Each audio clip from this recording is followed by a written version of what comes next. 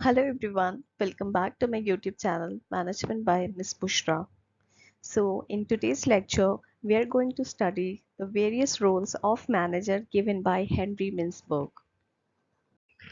See, when we talk of manager, तो manager सिर्फ planning या controlling नहीं करता, rather it plays so many roles every single day.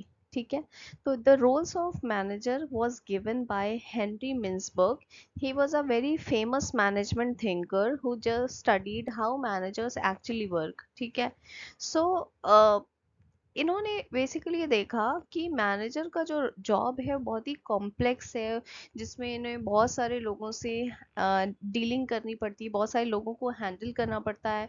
उसमें बहुत सारे रिलेशनशिप्स आते हैं, इंफॉर्मेशन पासिंग या सो मेनी डिसीजन मेकिंग, तो बहुत सारे उनके काम हैं। तो उसके अकॉर्डिंग इन्होंने रोल्स को टोटल 10 रोल्स बताए हैं, जो कि 3 मेन कैटेगरीज में डिवाइडेड हैं। फर्स्ट जो कैटेगरी है हमारी वो है इंटरपर्सनल रोल्स। सेकेंड कैटेगरी है हमारी इंफॉर्मेशनल रोल्स। थर्ड कैटेगरी है हमारी decisional roles. Okay, so let us talk about interpersonal role. देखिए, इंटरपर्सनल का मतलब क्या है, जब हम लोगों से कैसे interpersonally means how do we act, how do we react, how do we behave from person to person. तो जब भी हमें लोगों से बातचीत करनी होती है, लोगों से डील करना होता है, लोगों को हैंडल करना होता है, तो वो बहुत सारी चीज़ें जो आती हैं उसमें, be it communication, be it good listening skill, be it empathy and so many other things, वो सारी चीज़ें किस में आएंगी, हमारी इंटरपर्सनल रोल में। तो एक मैनेजर जब लोगों से बातचीत कर रहा है, चाहे विद इन द ऑर्गेनाइजेशन की बात करें या आउटसाइड द ऑर्गेनाइजेशन की बात करें, तो वो सारा जो रोल है वो है हमारा इंटरपर्सनल रोल। तो इंटरपर्सनल रोल के अंदर अगेन 3 चीज़ें आ जाती हैं। First is figure head. देखिए, फिगर हेड कौन होता है? फिगर हेड का मतलब है जो कहीं ना कहीं एक रिप्रेजेंट कर रहा है ऑर्गेनाइजेशन को।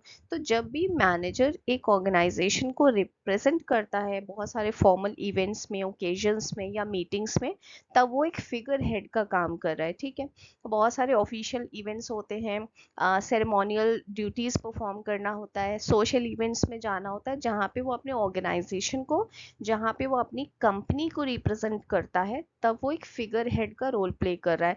फॉर एग्जाम्पल, उसको बोल दिया गया है कि उसको एक सर्टेन ऑफिशियल डॉक्यूमेंट्स को साइन करना है, कोई अवार्ड फंक्शन को अटेंड करना है, तो देन ही इज एक्टिंग और playing the role of a figurehead. Second interpersonal role के अंदर आता है लीडर। ठीक है, लीडर क्या है? नेता। तो any person who has the capacity to influence people, to motivate and persuade people, to guide them, to motivate and supervise them, वो क्या है? लीडर। तो एक जो मैनेजर है वो भी एक लीडर का भी रोल प्ले करता है, जब वो अपने टीम मेंबर्स को मोटिवेट करता है, उन्हें गाइड करता है, उन्हें ट्रेन करता है, उन्हें काउंसिल करता है, उन्हें अपनी पर्सनालिटी के थ्रू परसुएट करता है कि उन्हें सर्टेन डायरेक्शन जो कि है गोल अचीवमेंट की तरफ काम करना है। तो वो एक लीडर का रोल प्ले कर रहा है। फॉर एग्जाम्पल, जब वो टीम मीटिंग्स कंडक्ट करता है और लोगों से वन ऑन वन बातचीत करता है, thereby motivating them, thereby persuading them, अपने एम्प्लॉयज़ को जब मेंटोरिंग कर रहा है, उनको एज अ मेंटोर आ रहा है, तो वो क्या है? लीडर है। ठीक है, थर्ड आता है हमारा लाइजन। ओके, तो लाइजनिंग मतलब क्या होता है? लाइजन का, लाइजन मतलब कि जब हम बहुत सारे लोगों के साथ कनेक्शन कर रहे हैं, नेटवर्किंग कर रहे हैं, तो वो उसे हम क्या बोलते हैं? लाइजनिंग करना, राइट।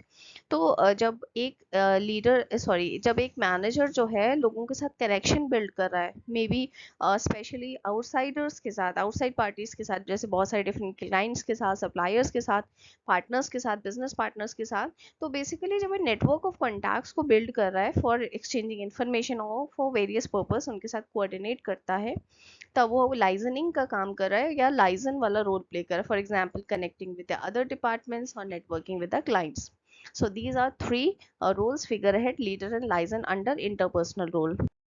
ओके, तो नेक्स्ट जो हमारा कैटेगरी था वो था इंफॉर्मेशनल रोल। इंफॉर्मेशनल रोल मतलब जब भी एक मैनेजर कहीं से भी इंफॉर्मेशन को कलेक्ट करता है या उसे उन इंफॉर्मेशन को शेयर कर रहा है, कम्युनिकेट कर रहा है, तब वो कौन सा रोल प्ले कर रहा है? इंफॉर्मेशनल रोल को।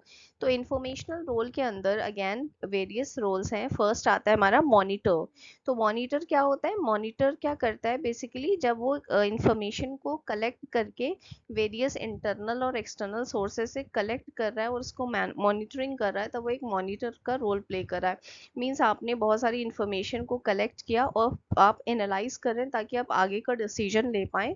तो आप क्या कैसा रोल प्ले करें मॉनिटर का, जैसे कि आपने मार्केट ट्रेंड्स को एनालाइज किया, उन्हें चेक किया, उसके साथ आप अपडेटेड रहते हैं, आप रिपोर्ट्स को रिव्यू करते हैं सो दैट आप फ्यूचर में उसके अकॉर्डिंगली ही डिसीजन ले पाएँ। तो जब आप ये एनालिसिस का या मॉनिटरिंग का काम कर रहे हैं तो आप कौन सा रोल प्ले करें, मॉनिटर का। सेकेंड आता है हमारा डिससेमिनेटर। ओके, तो डिससेमिनेटर का मतलब क्या हो गया, जब हम एक इंफॉर्मेशन को पास ऑन करें, जब हम यूजफुल इंफॉर्मेशन को पास ऑन करें अपने टीम मेंबर्स में, तो हम डिससेमिनेटर वाला रोल प्ले करें। मींस इंपॉर्टेंट इंफॉर्मेशन आप तक आ गई या आपके पास है, तो आपने अपनी टीम को फर्दर सर्कुलेट करी, तो आप क्या करें, डिससेमिनेटर। फॉर एग्जांपल मेमोज सेंड कर रहे हैं आप, या टीम को अपडेट्स लगातार दे रहे हैं, तो डिसएमिनेटर। थर्ड आता है आपका स्पोक्स पर्सन। तो स्पोक्स पर्सन क्या है, जब आप अपनी कंपनी को रिप्रेजेंट करते हैं पब्लिक फोरम में या पब्लिक में या मीडिया के सामने, तो आप स्पोक्स पर्सन की तरह एक्ट कर रहे हैं अपनी कंपनी के लिए। ठीक है, तो ऑर्गेनाइजेशन के मैसेज को आउटसाइडर्स तक कम्युनिकेट करना ही स्पोक्स पर्सन का रोल है। फॉर एग्जांपल कंपनी की प्रेस रिलीजेस होते रहते हैं, इंटरव्यूज़ होते हैं, मीडिया के सामने हमें जाना होता है, क्लाइंट के साथ मीटिंग होती है। तो आप जब एक कंपनी को रिप्रेजेंट कर रहे हैं और उसके लिए बोल रहे हैं, तो आप क्या कर रहे हैं, स्पोक्स पर्सन का रोल प्ले कर रहे हैं। ओके, तो नेक्स्ट कैटेगरी हमारी डिसीजनल रोल। तो डिसीजनल रोल का मतलब क्या है, यहाँ पे एक मैनेजर को basically important and key and most important decision he has to take. So when he is actually taking the decision, he is actually performing the decisional role. तो decisional role में first of all it will be entrepreneurial role या entrepreneur। तो entrepreneur क्या है, जब अपने new ideas को लेके आते हैं। देखिए, एक एंटरप्रेन्योर क्या है, एंटरप्रेन्योर वो होता है जो नई न्यू आइडिया को लेके आ रहा है, कोई इनोवेशन को लेके आ रहा है और उस आइडिया को एक्चुअली में रियलिटी में कन्वर्ट कर रहा है, वेंचर में स्टैब्लिश कर रहा है, वो होता है एंटरप्रेन्योर। तो एक मैनेजर एंटरप्रेन्योर वाला रोल कैसे प्ले करेगा, क्योंकि वो भी बहुत सारी नए नए चेंजेस, बहुत सारी नई आइडियाज, बहुत सारी इनोवेशन को लेके आ रहा है, प्रोसेसेस को मे बी इम्प्रूव कर रहा है। तो जब वो कैसा रोल प्ले कर रहा है, तो वो कौन सा रोल प्ले कर रहा है, एंटरप्रेन्योर का। तो फॉर एग्जांपल कोई मैनेजमेंट के सामने नए प्रोजेक्ट्स को प्रपोज करना, न्यू प्रोडक्ट्स लेके आना, न्यू आइडियाज़ देना। तो जब वो ये सारी चीज़ें कर रहा है, तो वो एक एंटरप्रेन्योर की तरह रोल प्ले करता है। ठीक है, नेक्स्ट आता है हमारा डिस्टर्बेंस हैंडलर रोल। तो डिस्टर्बेंस हैंडलर रोल, कई बार बहुत सारी अनएक्सपेक्टेड प्रॉब्लम्स आ जाती हैं, बहुत सारी कॉन्फ्लिक्ट्स आ जाते हैं, क्राइसिस वाली सिचुएशन आ जाती है।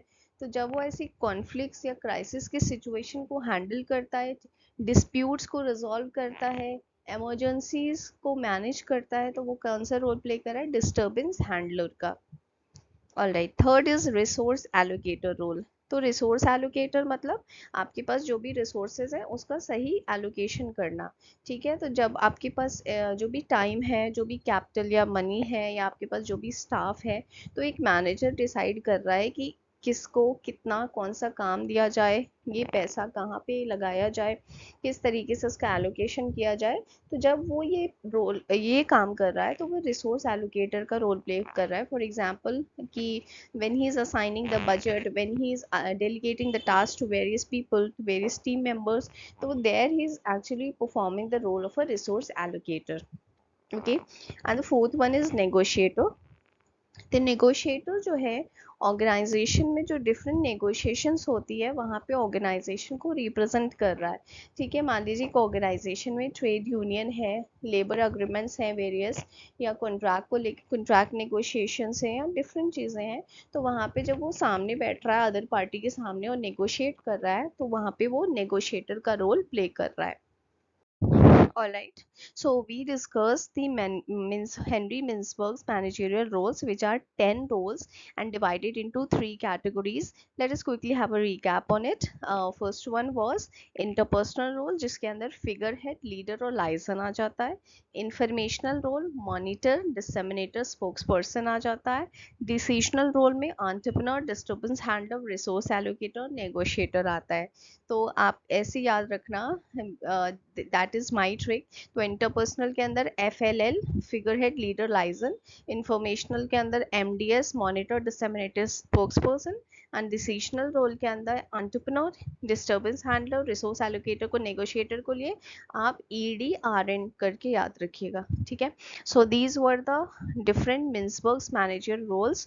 आई hope you all would have understood. अगर आपको आज का लेक्चर समझ में आया तो please do motivate me by simply pressing the like button, share, and अगर आप अभी तक आपने चैनल को सब्सक्राइब नहीं किया है so please go and subscribe to my channel. And thank you so much for watching. कोई भी डाउट है या कोई पर्टिकुलर टॉपिक पे अगर आप वीडियो चाहते हैं तो please post it in the comment section. Okay, thank you so much for watching.